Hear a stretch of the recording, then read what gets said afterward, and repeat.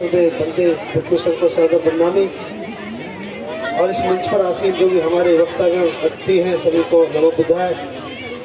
मेरे सामने बैठे सभी बौद्ध समाज के लोगों को नमो बुद्धाय जय भीम।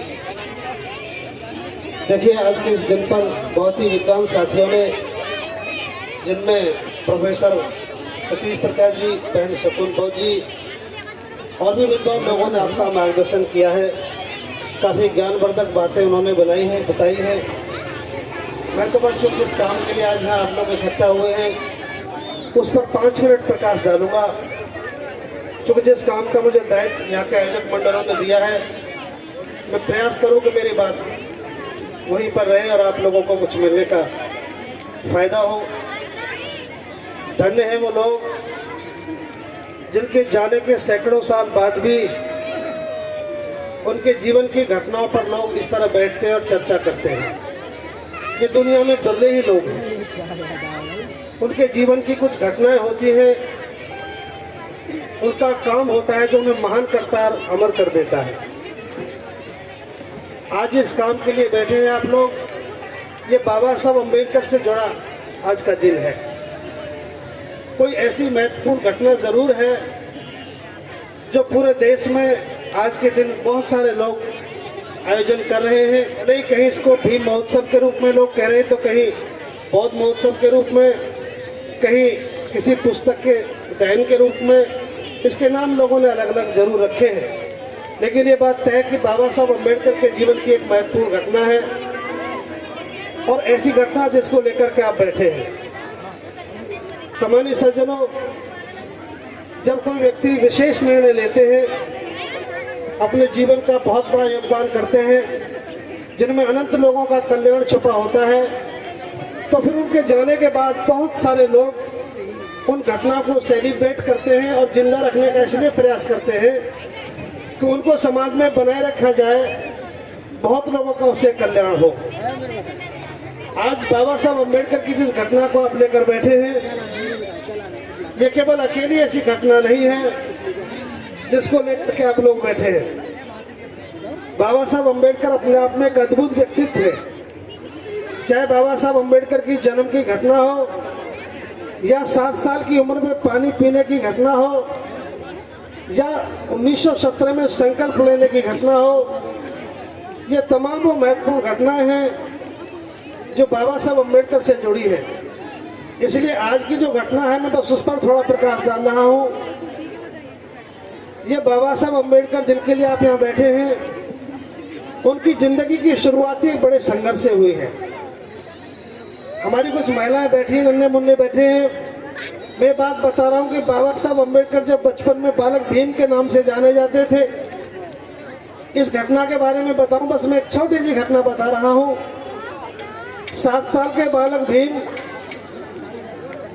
बस 5 मिनट बैठ जाए, ज्यादा वक्त नहीं है, तो कोई बात नहीं। बहन जी 5 मिनट बैठे, बस 5 मिनट बैठे, आपको बहुत अच्छा लगेगा। 5 मिनट बैठ जाओ, 5 मिनट बाद। आज बाबा साहब अम्बेडकर जिनके लिए आप लोग बैठे हैं, मैं छोटी सी घटना का जिक्र कर रहा हूं, तो फिर आपके आज के बारे में बताऊंगा।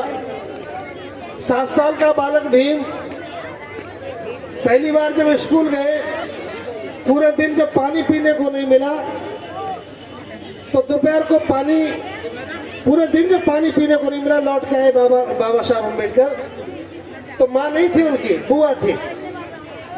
बुआ के पास आए और अपना बस्ता पटका, चेहरा सुर्ख था, प्यास से बड़े लालायत थे। बुआ ने पूछा क्या बात है, कि बुआ मुझे पानी दो। उनको पानी का गिलास दिया, बालक भीम ने पानी पिया और कहा कि बुआ मैं सुबह से प्यासा हूं, मुझे पानी नहीं मिला। बालक का लाल चेहरा देखकर उनकी बुआ बहुत रो पड़ी, और रो पड़ी तो बाबा साहब ने पूछा बालक भीम ने कि बुआ ये बता कि मुझे सुबह से शाम तक पानी क्यों नहीं दिया गया। तो बुआ ने कहा बेटा घर से पानी पी कर जाया कर और आके पी लिया कर, हम लोगों को पानी पीने की इजाजत नहीं है। 7 साल का बालक भीम अपने बुआ के दुपट्टे को उठाता है, उनके आंसू पहुंचता है और कहता है कि बुआ चुप हो जा, जिंदगी में मौका मिलेगा पढ़कर पहली लड़ाई पानी की लड़ूंगा। और बालक भीम ने हमारी पहली लड़ाई पानी की लड़ी। मैं बात इसलिए कह रहा हूं जिस समाज के पुरखे को पहली लड़ाई पानी की लड़नी पड़ी हो, जो कुदरत ने मुफ्त दिया है जानवरों के लिए भी, आप समझ सकते हैं कि जिस समाज के पुरखे को पहली लड़ाई पानी की लड़नी पड़ी हो, उसके संघर्ष का आलम क्या रहा होगा, जिंदगी भर संघर्ष की क्या हैसियत रही होगी। और ये आज की जो घटना है जिसके लिए आप लोग बैठे हैं, ये पानी की घटना से जुड़ी हुई घटना है। आज का ही दिन था। बाबा साहब अम्बेडकर जिनके लिए आज हम यहाँ बैठे हैं, मैं इसलिए बात बताना जरूरी कह रहा हूँ कि ये बात भली मुट्ठी भर लोग सुने, लेकिन सुनकर ये बात समझ में आनी चाहिए। जिस बाबा साहब अम्बेडकर के लिए आप यहाँ बैठे हैं, उसी बाबा साहब अम्बेडकर ने जब अपना संघर्ष शुरू किया, ये बाबा साहब के जीवन की पहली लड़ाई यहीं से शुरू है। एक ऐसा तालाब जिसमें सारे समाज के लोगों को पानी पीने का अधिकार था, जानवर भी पानी पीते थे, लेकिन बाबा साहब अम्बेडकर ने ये जानते हुए इस समाज को बताने के लिए कि तुम चाहो वो तुम्हारे भाई नहीं है, मान सम्मान की लड़ाई बाबा साहब अम्बेडकर ने यहीं से शुरू होती। तो मैं बात बताकर आज की शुरुआत कर रहा हूँ। समाने साथियों, जिस मसीहा को आप याद कर रहे हैं, आज के दिन का कोई मतलब होना चाहिए। आज जो देश में आयोजन हो रहा है, इसका नाम कोई अलग हो सकता है, लेकिन इसका मकसद एक ही है। बाबा साहब अम्बेडकर ने आज के दिन के लिए जब लड़ाई शुरू की, उस लड़ाई का दिन था 20 मार्च 1927। मार्च के 5000 पहली बार 5000 लोगों को लेकर बाबा साहब अम्बेडकर ने उस चौकदार तालाब के में पानी पीने का काम शुरू किया, जो मान सम्मान स्वाभिमान का आंदोलन था। बाबा साहब भी सिद्ध करना चाहते थे, बताना चाहते थे कि हम भी देश में ऐसे ही नागरिक हैं जैसे हिंदू हैं, जैसे मुसलमान हैं, जैसे सिख हैं, जैसे जैन हैं। वो महापुरुष 5000 लोगों के साथ 27 यानी 1927 में 36 साल की उम्र थी, नौजवान थे, शरीर हट्टा कट्टा था, प्रतिशोध की आग थी, सम्मान की आग को लेकर के जब बाबा साहब अम्बेडकर 5000 लोगों को पहली बार चौकदार तालाब की तरफ बढ़े, आप यकीन मानिए उस महापुरुष की जिंदगी का पहला दिन था जब पहले 5000 लोगों का नेतृत्व किया। तालाब की सीढ़ियां उतरे, इस पहली उंगली से उस पानी का तालाब छुआ, और ये वो क्षण था, ये वो पल था। बाबा साहब अम्बेडकर का उस तालाब के पानी को उंगली से छूना, ये बहुजनों के इतिहास में बहुत क्रांतिकारी ऐतिहासिक पल था, धार्मिक दास्ता से मुक्ति का पल था। वो पानी छुआ और बाबा साहब ने उंगली डाली तो 5000 लोगों ने पानी पिया, और ये तय किया कि आज हमने उस तालाब को मुक्त किया जो हजारों साल से कैद था। लेकिन साथियों, जो दुर्घटना हुई, मैं ध्यान आपका यहाँ लाना चाह रहा हूँ कि आज आप लोग बैठे क्यों हैं। पानी पीने के बाद बाबा साहब अम्बेडकर अपने प्रस्थान करते हैं और एक शोर मचता है कि अछूतों ने पानी पी लिया। शोर मचा तो लोग लाठियां लेकर आए, निहत्थे लोगों पर, खाना खाते लोगों पर, सोते हुए लोगों पर लाठी चली और खून खान कर दिया। ये पहला दिन था। बाबा साहब अम्बेडकर लौट करके आए, उन्होंने कहा कि लोगों पर लाठियां मारना शुरू कर दिया है, बिछा दिया निहत्थे लोगों को। बाबा साहब अम्बेडकर वहीं से द्रवित हुए, ये आक्रोश वहीं से पनपा, और बाबा साहब अम्बेडकर ने संकल्प लिया, ये याद रखना, हम किसी दिन को क्यों सेलिब्रेट कर रहे हैं, हमारी समझ में आना चाहिए।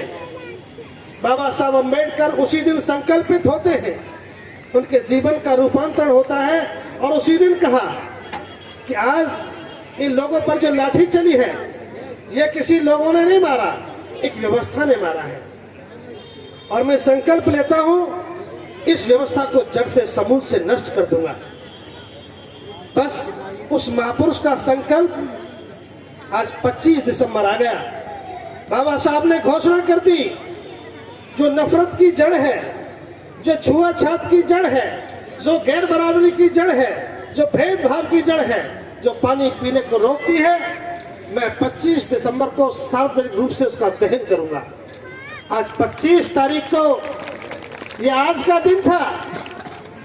कल्पना करिए, एक ऐसी कौम का महापुरुष, गरीबों का महापुरुष, जिसके समाज के पेट में रोटी नहीं, हाथ में लाठी की ताकत नहीं, गरीबी से जूझते समाज की अगुवाई करने वाला महापुरुष, आज से 100 वर्ष पहले की बात कर रहा हूं, 97 साल हो गए। कल्पना करो उस मसीहा के आक्रोश की। आज 1927 को 25 तारीख का दिन, रात का वक्त था।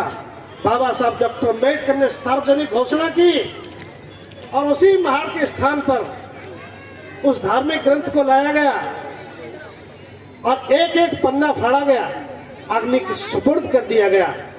बाबा साहब अम्बेडकर ने उस जड़ को नष्ट करने का प्रयास किया और आज भारत के इतिहास में दिन आज मनाया जाता है। सामान्य साथियों में एक बात कह रहा हूं, आज वो कागज के टुकड़े जले थे उस दिन। एक किताब का प्रतीकात्मक दहन किया गया था। हजारों साल से जो समाज को रौंद रही थी, महिलाओं को तो पशु के तुल्य भी नहीं छोड़ा जिस पुस्तक ने। बाबा साहब अम्बेडकर ने सही जगह पर चोट की। जो अन्याय की जनक थी, जो शोषण की जनक थी, जो मानव और पुरुष में गैर बराबरी का भेद की जनक थी, जो अमानवीयता की जड़ थी, बाबा साहब डॉक्टर अम्बेडकर ने उसको पहचाना और आज से 100 साल पहले मूक और मांस के लोथड़े जैसे समाज की सहायता के साथ बाबा साहब अम्बेडकर ने उसको जला दिया। मैं आज आपसे पूछ रहा हूं पूरे देश के सामने, अब मैं आपको काम की बात की तरफ ले चलता हूं। वहां बाबा साहब डॉक्टर अम्बेडकर, ये आपका जुनून था, यह आपका आक्रोश था, यह आपका प्रतिकार था। लेकिन आज हम पूछ रहे हैं, पूरे भारतवर्ष में इसके नाम अलग अलग हो सकते हैं, लेकिन आज हम आपसे पूछना चाहते हैं सामान्य साथियों, बाबा साहब अम्बेडकर के जाने के बाद और मनु स्मृति जैसी पुस्तक के जलने के 100 साल के बाद, 100 साल से जो पुस्तक जल रही है, बाबा साहब अम्बेडकर के बाद उनके अनुयायी 100 साल से जिस पुस्तक को जला रहे हो, ये ठीक वैसे ही है जैसे दूसरे लोग रावण को जलाते हैं, रावण को याद रखते हैं, जिंदा रखते हैं। अब जलाना क्या था, ये बात मैं आपके बीच में रख रहा हूं। कुछ लोगों की समझ में आ जाए तो बड़ी बात है। 100 साल से आज भी हम जिस पुस्तक को जला रहे हैं, बोलकर, गीत गाकर, कागज जलाकर, ये देश कहां आ गया। 100 साल पहले जिस पुरखे ने जिस अमानवीय पुस्तक के ग्रंथ के पन्ने जलाए, उस दूसरी व्यवस्था के लोगों ने बाबा साहब डॉक्टर अम्बेडकर के संविधान का जब 100वां साल चल रहा है, उसी महापुरुष के लेके संविधान के पन्ने दिल्ली में जले। ये बात समझ में नहीं आई देश की। 100 साल का कितना सुंदर संयोग है। तो मैं एक निवेदन आज आपसे कर रहा हूं। इस दिन का एक मतलब है, इस दिन का एक अर्थ है। आज जो आप लोग चाहे आपने गीत गाए, चाहे आपने संबोधन दिया, लेकिन मैं आज इस दिन का अर्थ आपको बता रहा हूं। अगर आज किसी पुस्तक का ही दहन करना है, आज यदि धम्मोत्सव भी मनाना है, आज यदि भीमोत्सव भी मनाना है, तो इसको मनाने का एक तरीका होना चाहिए। सामान्य साथियों, बाबा साहब डॉक्टर ने वो जो पुस्तक जलाई, वो पुस्तक नहीं थी, वो व्यवस्था थी जो रोज हमारे साथ व्यभिचार बलात्कार करती है। वो एक व्यवस्था थी जो हमारी बारातों को पीटती है। वो व्यवस्था थी जो गंदी जातियों से संबोधित करती है। वो व्यवस्था थी जो अछूत कहती है। वो व्यवस्था थी जो गरीब बनाती है। उस व्यवस्था में बाबा साहब डॉक्टर अम्बेडकर ने आग लगाई। मैं आज आपसे पूछ रहा हूं, क्या सोचकर आज के दिन को मनाया जा रहा है? अगर आज का दिन आपको मनाना ही था और मना रहे हो, तो मैं आने वाली इसी 25 दिसंबर 2026 की बात करूंगा, 25 की। आओ, कुछ लोग इस मंच पर आओ। 100 साल के बाद ही सही, बाबा साहब के 68-62 साल बाद ही सही। क्या ये बाबा साहब अम्बेडकर के साथ एक मजाक नहीं है? हम हिंदू बने रह करके और मनुस्मृति को जलाते रहे, घर में मनुस्मृति जिंदा रहे, लोगों के सामने गरिहाते रहे, ये बिल्कुल अजीब घटना है। ये आकर कहना चाहिए था, हे बाबा साहब डॉक्टर अम्बेडकर, तुम्हारी मनुस्मृति के जनाने के 100 साल बाद ये बात मेरी समझ में आई। नंबर 1, आज मैं हिंदू नहीं हूँ, आज मेरे साथ परंपरा तुम्हारे नहीं है। एक आदमी भी घोषणा करता तो लगता कि रे वास्तव में उन्होंने स्मृति को जलाया है। हमारे संस्कृतों में, संस्कारों में स्मृति जिंदा है, हमारे पर्वों में स्मृति जिंदा है, हमारे घरों में संस्कारों में मनुस्मृति जिंदा है। ये कौन सा दिन मना रहे हैं? आओ, आनंद की बात दूसरी हो सकती है, कोई बात नहीं। हमारे साथियों, भले कुछ लोग यहाँ बैठे हैं, ये बहुत है। एक बाबा साहब अम्बेडकर ने हजारों साल की उस व्यवस्था की कब्र में कील ठोक दी। एक मान्यवर काशीराम साहब ने इस पूरा देश का निजाम बदल दिया। संकल्पित लोग कुछ ही बहुत है। अगर बुलंदशहर की सरजमी पर यह काम हो रहा है तो मैं बुलंदशहर को कुछ और नजर से देखता हूँ। बुलंदशहर एक अग्रणी जनपद है। शासक, सामाजिक और धार्मिकता में बुलंदशहर एक अग्रणी स्थान रखता है। यहाँ की जमीन बड़ी उर्वरक है, यहाँ बहुत समझदार लोग रहते हैं। यहाँ मेरी बात कहना मेरा बहुत बड़ी बात नहीं होगा, लेकिन मैं अनुरोध कर रहा हूँ कि आओ सामान्य साथियों, बाबा साहब डॉक्टर अम्बेडकर की प्रशंसा हम कब तक करते रहेंगे? बाबा साहब के दुख तकलीफों का यशोगान कब तक करते रहेंगे? बाबा साहब को सर्टिफिकेट देने की हमारी हैसियत नहीं है। अगर अब एक अध्याय खुलना है तो ये आइए, अपने संबोधन के साथ एक गवाही भी देना शुरू करो कि हे बाबा साहब डॉक्टर अम्बेडकर, आपने जो कहा, आपने जो किया, उसमें मैंने ये काम शुरू कर दिया और ये काम हो रहा है।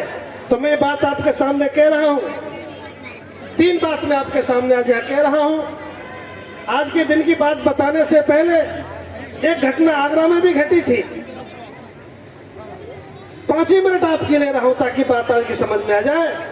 वह बाबा साहब डॉक्टर अम्बेडकर जब बुद्ध की शरण गए तो बाबा साहब अम्बेडकर ने 3 बात कही। नंबर 1, यहाँ कुछ बहुत वरिष्ठ लोग मुझे दिखाई दे रहे हैं, क्योंकि बाबा साहब अम्बेडकर ने जीवन में अपमान और अभाव बहुत देखा है। बड़ा आक्रोश पार परोस कर बाबा साहब अम्बेडकर ने रखा। चाहे तो उनका जन्मदिन मनाओ, चाहे उनका अंतिम दिवस मनाओ, चाहे आज का ये दहन दिवस मनाओ, इनके नाम अलग हो सकते हैं, लेकिन बाबा साहब डॉक्टर अम्बेडकर का मकसद सभी में अकेला एक ही है, और वो था एक व्यवस्था को नकार देना। आओ, मैं 3 बात आपको आज बता रहा हूँ। आज के दिन बाबा साहब डॉक्टर अम्बेडकर ने 3 बातें कही। मैं पिछला एक वृत्तांत देकर बात खत्म कर रहा हूँ। 14 अक्टूबर सन 56 को बाबा साहब अम्बेडकर ने जब दीक्षा ली, बुद्ध की शरण में जब चले गए, तो पहली बात कही, आज मैं बेहद खुश हूँ। जीवन भर खामोश रहने वाला महापुरुष, जिंदगी भर आक्रोश को अपने कलेजे में समेट के रखने वाला महापुरुष, उस दिन कहता है कि आज मैं बेहद खुश हूँ। और दूसरी बात बाबा साहब कहते हैं, मैं आज जाति के नर्क से मुक्त हुआ। और तीसरी बात, मैं एक मुक्त मानव हूँ। और अंत में कहा, आपके लिए मैंने 21 साल की कठोर मेहनत करने के बाद इज्जत का घर बनाकर खड़ा कर दिया है। अब तुम्हें कोई जातियों से संबोधित नहीं करेगा, इसमें सम्मान से रहना। ऐ मेरे समाज के लोगों, एक हमारा पुरखा, एक हमारा महापुरुष हमें पिता की अनुभूति के साथ उस वक्त गंदगी से उस वक्त हमारे पिता की तरह गुहार लगाकर हमारा महापुरुष हमें बाहर निकालने की कोशिश कर रहा है। हम 68 साल के बाद भी मनाओ, जयंतियां कितनी मनाओगे?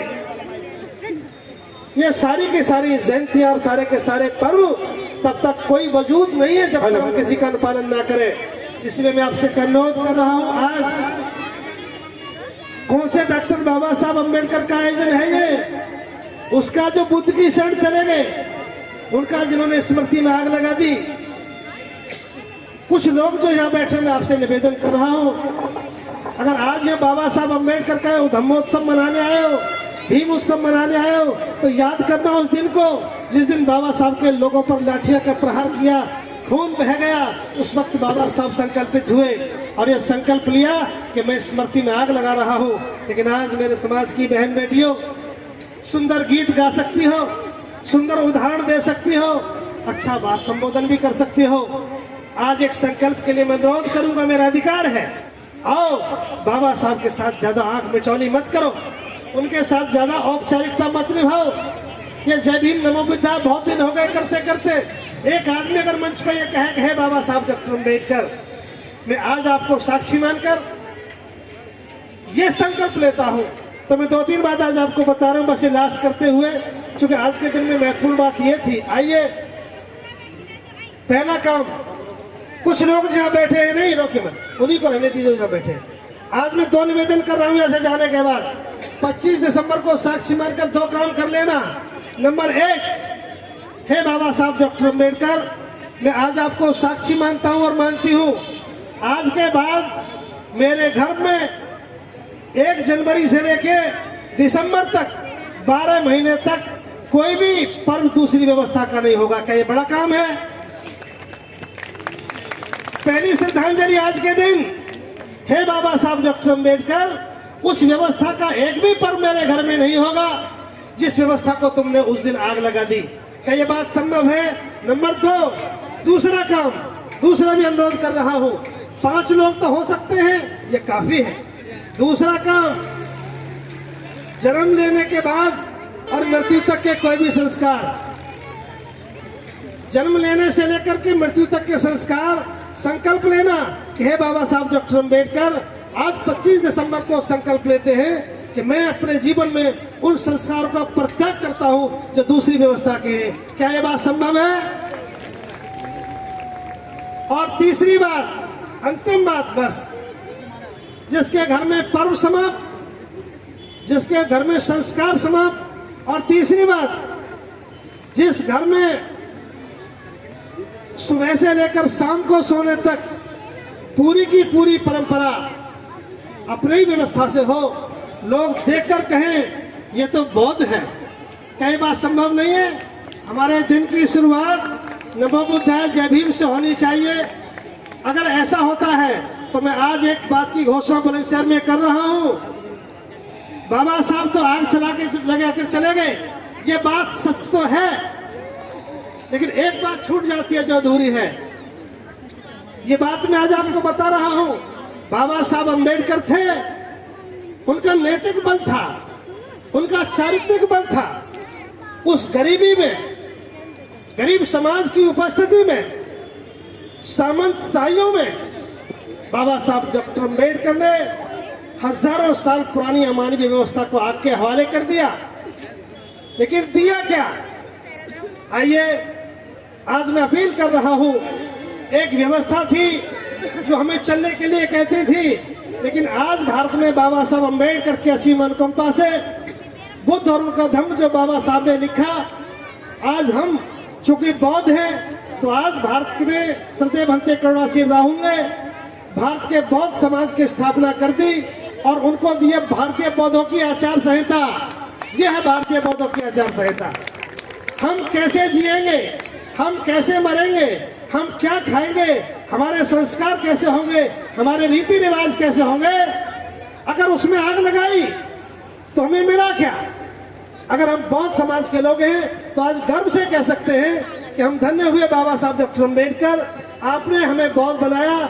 हम रिश्तेदारी कैसे करेंगे, संबंध कैसे करेंगे, संबोधन कैसे होंगे, कौन से रीति रिवाजी होंगे, जैसे देश में इस्लाम के लोगों को जाना जाता है, जैसे ईसाइयों को जाना जाता है, जैसे सिखों को जाना जाता है, हमारी कोई पहचान नहीं थी। आज मंच पर जिन लोगों ने भी तकलीफ व्यक्त की, माफ करना, तुम्हारी सारी तकलीफ जायज है, लेकिन हमारी भी एक तकलीफ जायज है। आपको आरक्षण नहीं मिला, आपको नौकरी नहीं मिली, आपके साथ दुराचार होता है, ये आपकी समस्या है, लेकिन हमारी भी एक समस्या है। आपने बाबा साहब अम्बेडकर की बात नहीं मानी, ये तुम्हारे साथ होता रहे। जो लोग पुरखों की अवहेलना करते हैं, जो अपने महापुरुषों की अवहेलना करते हैं, उनके साथ ऐसा ही होता है। आइए, अभी कुछ नहीं बिगड़ा, भले ही बाबा साहब हमारे बीच में नहीं है, लेकिन उनका दिया बुद्ध और उनका धम्म हमारे बीच में है। और याद रखो, बिल्कुल भी गफलत में आने की जरूरत नहीं है। हम बाबा साहब डॉक्टर अम्बेडकर के अनुयायी हैं, हम बौद्ध हैं।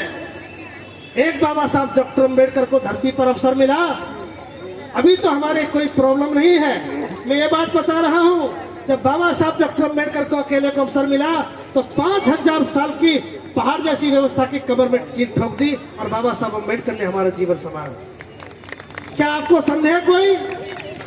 हम आबाद हुए, आज डॉक्टर है, मास्टर है, इंजीनियर है, मुख्यमंत्री है, राष्ट्रपति है, जज है, गवर्नर है। समाज के निर्माण के लिए और क्या चाहिए? इसकी कमी थी, हम समाज नहीं थे। आओ आज मैं इस अवसर पर जो लोग पूरे इस मंच से पूरे देश के लोगों के आह्वान करता हूं, क्योंकि मैं एक बौद्ध हूं। बाबा साहब अम्बेडकर में मेरी अटूट आस्था है।